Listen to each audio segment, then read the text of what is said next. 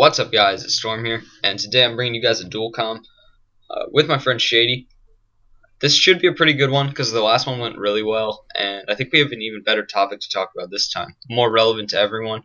And yeah, today we're going to be talking about how Sledgehammer making the new Call of Duty game is going to affect everyone, both normal players of the game and a lot focusing on trickshotting for you guys.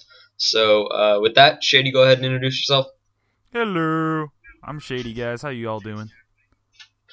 Yep, that's Shady. And oh yeah, if you guys enjoyed this dual com, he's really close to 200 subs, so hopefully with this video we can just go ahead and get him there. So yeah, it's been a goal of his for a while. And with that said, let's go ahead and get right into the topic here. Oh god, I sounded like Keemstar there. I should probably just end the live com now. Let's get right into the news. No. It's the grossest thing ever. Alright, anyway, back to the topic. So the main thing that's going to happen for trickshotting in this next game, or the main thing that's going to kind of determine whether it's a really great game and it lasts for a while, or if it just kind of dies out really quick like Ghost, is the YY feature. And the last game that Sledgehammer helped develop was MW3.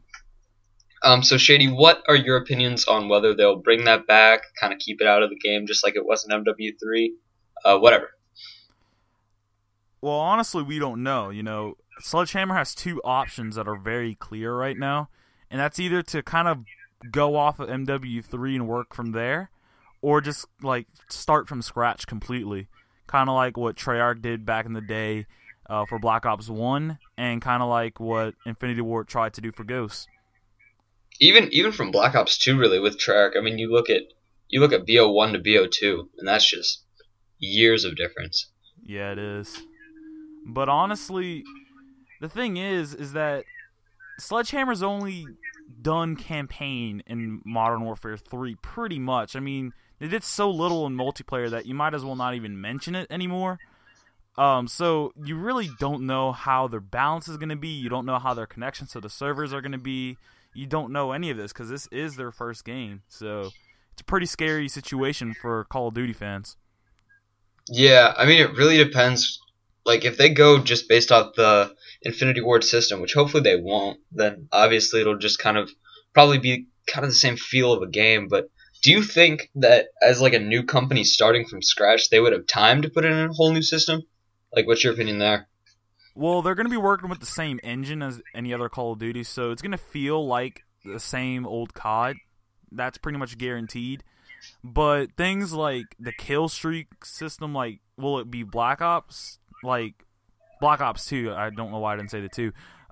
Black Ops 2 system where like everything you do gains you score, and that score helps you get your kill streaks, or is it gonna be like the original where you just get kills and boom, there you go, have kill streaks, or is it gonna be like Infinity Ward's newest version where some things like help you get your streaks, like capturing flags and planting bombs and all that kind of stuff?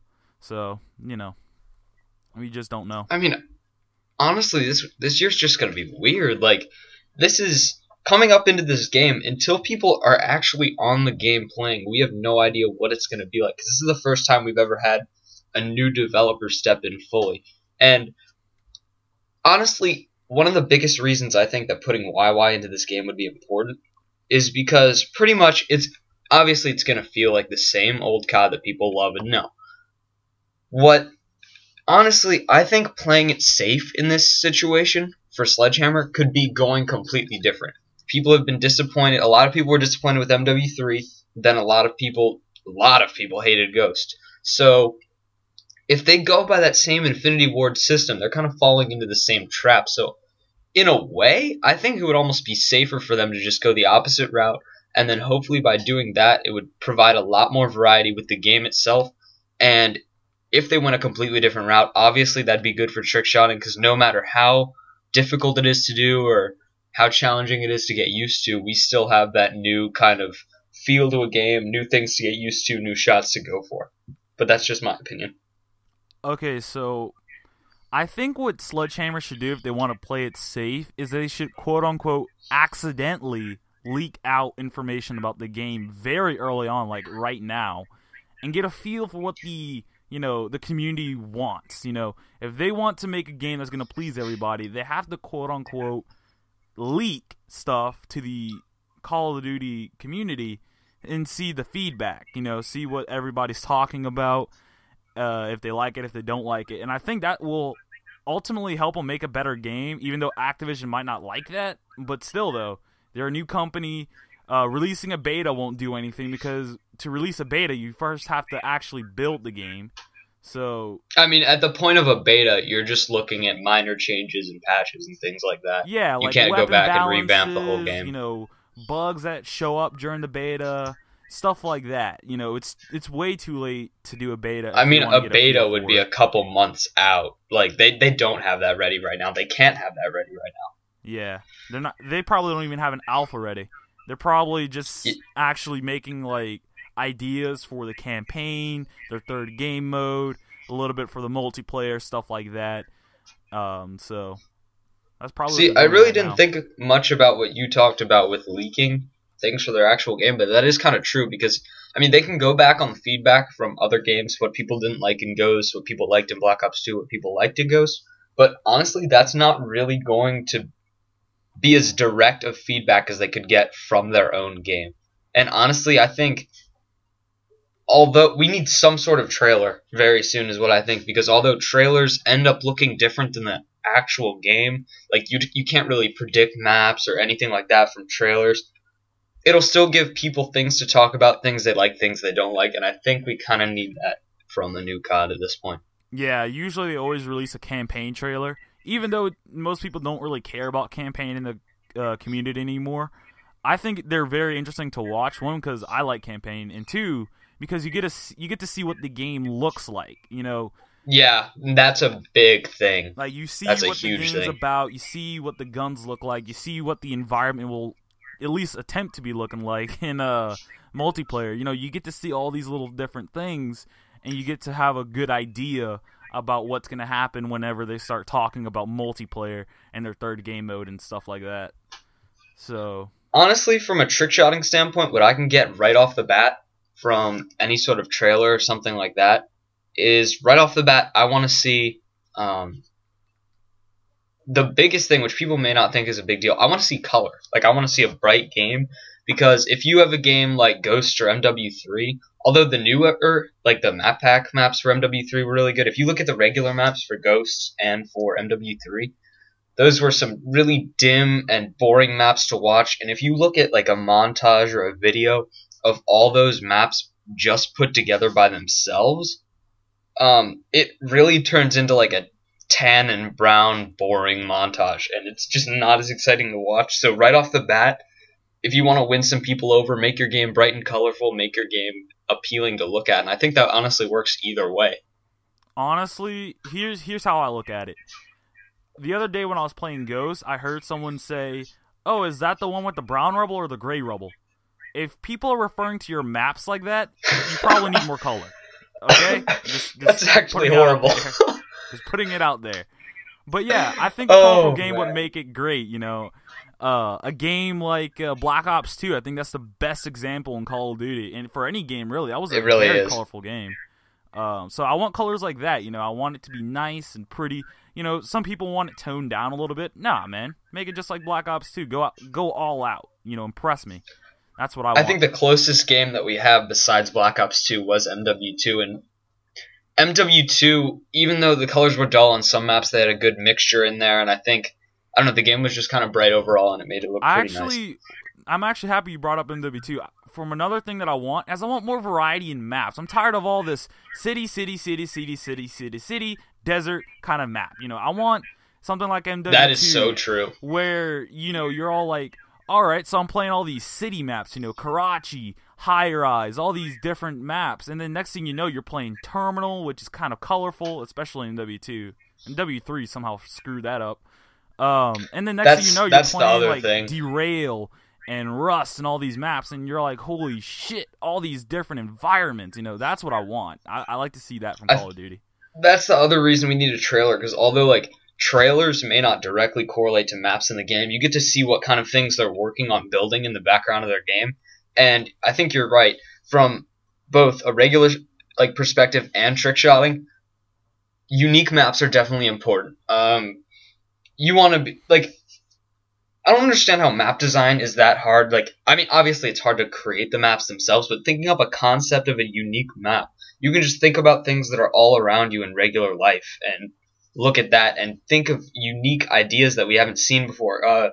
Games that were pretty good on doing that were Black Ops 1 and MW2, I really think. Those were some of the most... Although Black Ops 2 did it pretty well too, I think those two games did it the best. And again, that gives that variety. Like, when you have every map as a city or a town or something like that, everything just ends up blending together, looking the same. And from either just a playing perspective, getting bored of the game, or from a montage perspective, you want to see a ton of variety. And it's always just better with variety. Yeah, for sure. Another thing that I would like to see, take out the riot shield. Why is that still in the game? Like, I know it's my own little pet peeve. Not a lot of people may agree with me, which I'd be surprised if that was true. But why is the riot shield still in the game? Like, what exactly is it supposed to do? Like, no one really uses it for its intended purpose. Everyone just puts it on to screw with people. I'm kind of glad you brought that up, because that's going to bring up one of the last things I wanted to talk about, because I don't think the riot shield has really been fun since MW2. That's when everybody was like playing around with it, having fun with it. I think the importance of having, like, they need to take out the riot shield, but they need to put something in its place. And I don't mean a wooden plank that you hold in front of you. I don't mean something stupid like that. But when MW2 came out, it had the riot shield, this kind of fun gun thing. Black Ops 1 came out, they had the crossbow and the ballistic knife. Now, a thing that games have not done well since then is putting in fun, creative weapons that people can kind of mess around with. And those come into play huge from a trick-shotting perspective. Like, those crazy weapons that people don't always use, those are some of the most popular in the trick-shotting community. And I think there really hasn't been a game that's done that well since MW2 and Black Ops 2. If you think about it, MW2 and Black Ops 1, sorry. Black Ops 1 just kind of perfected what they did in Black Ops 1. And MW3 and Ghost really haven't done that well at all. So we need more of those unique weapons, things that will make the game more fun overall. And the same goes with equipment. I mean, you had 2 years after your game came out on MW3 to work on the equipment, things like that for Ghost. And the most you could do was making a flashbang that went off 9 times. You look at the Black Ops 2 equipment, there's crazy unique stuff in there, even though not all of it was used all the time. It gave you both opportunities to play differently in your actual gameplay and crazy opportunities to mix up your shots. And I love that about Black Ops 2. One thing that I want to see about equipment, honestly, is put less stuff that kills me. Like, let's remove bouncing betties, let's remove claymores. We don't need that anymore. Everyone pretty much knows to run flak jacket at this point whenever they see one on the map. Everyone pretty much kind of understands that. So there's no real point of having those anymore. And if you do, don't make it an IED. Don't make that like a giant circle of death. Like, that was just terrible. I don't know what Infinity Ward was thinking for that. But I want less equipments that kill me, to be completely honest. That would make a game so much better. Honestly, less equipments that just sit on the ground is kind of a big thing for me. Like, if you want to make creative things that can be thrown out, detonated, whatever, that's fine. But, like, just take it out of the maps because it just makes it annoying to play and things like that. I don't know. That's just me, though. Yeah. But back to the sledgehammer thing. The thing that I'm actually pretty excited to see what they're going to do with their game, to be completely honest, is features. You know, Ghost had sliding, leaning, all this cool stuff that I really, really like. And, in the minimap, too, I really like the way that they designed the minimap in Ghost. And then Black Ops 2, you know, they had the cool medals thing that show up on the screen, the way that the points show up, the score streak stuff, you know, all that cool things. And I really think they need a dynamic feature to match either what Ghost has done or what Black Ops 2 BO1 have done. I don't know what they're going to put in besides sliding or dolphin diving, but I hope it's something that can be worked well into gameplay so it's not annoying, and something that could possibly be worked into a shot. Yeah. Honestly, I feel like they should keep on going with the dynamic maps kind of idea, even though Ghost kind of acted on it poorly. But I think they can still keep on going, you know. I want maps that aren't like super dynamic like Battlefield. I know there's one map on the newest game for that. There's a huge monsoon just going through and a ship crashes in the middle of the map. I don't want nothing like that. That's just too crazy for me, to be completely honest. But I want things that actually change up the way that I have to play. Something that actually makes me want to, think about, okay, so that's in my way now. What should I do to get around it? Something that changes it up. Maybe not all players know about it, and you could use it to your advantage and stuff like that, and have some sort of a skill gap again. Because honestly, anybody that knows how to aim and shoot in Call of Duty at this point can do good. Everyone pretty much can hold a 1 KD in this game. So, I don't know. I would like to see a skill gap, to be completely honest. Yeah, okay, for my last point, I want to talk about the dynamic map things. To make things fun, especially for trickshotting, I think you can make this awesome for trickshotting. I want to see maps that could be dynamic, yes, but made better than Ghosts. And I want to see things put in like Black Ops 1 dynamic maps, like the whole fun thing with Berlin Wall and the turret in the middle, or Kowloon and the zip lines. I don't want them to go out of their way to make dynamic maps unless they have a good idea. I don't want dumpsters that you can move, because nobody cares about that. If it's going to be dynamic on the map, make it something important, or don't make it at all. That's my last point on that. Yeah, what was the one of the new maps in Ghosts that happens like in the middle of the game every single time? I forgot what it was. Wait, DLC or regular? DLC. It was one of the new maps. I forgot what it was. Damn. Decommission? Decommission. Which one? With the rocket? Yeah, I think that might be it. That one actually changes up the way that the map is played. Because that nuke thing just kind of like sits in your way for the most part in the middle of the map. Once that is gone, that bridge is destroyed. There's a bunch of trash on the ground below it. So there's a lot of cover now down there. I know which one you're talking about. So like once that is called in, that's just craziness just going on. And then the little trolley thing on Bayview, that's pretty cool too. I wish it went around the entire map instead of half of it. But, it definitely changes up the way that you can play it. You can put some C4 in there, trap it, get some easy kills. Or you can put a sentry gun and just tear up the enemy as it's, moving along and stuff. Yeah, especially the trolley thing. That's another example of like a fun dynamic thing that could be fun for all players. And that's one of the things that I did like in the Ghost DLC that I think they did well. Alright guys, we've been talking for like 18 minutes now, so I hope you guys have enjoyed this live com. This was or not really live com, just regular commentary, but this was a lot longer than I expected it to be, but I think we got in some really good information here, so please leave a like if you enjoyed. Remember, if you haven't already gone over to Shady's channel, so close to 200 subs, so let's get him there. Yeah, anything you want to say, Shady?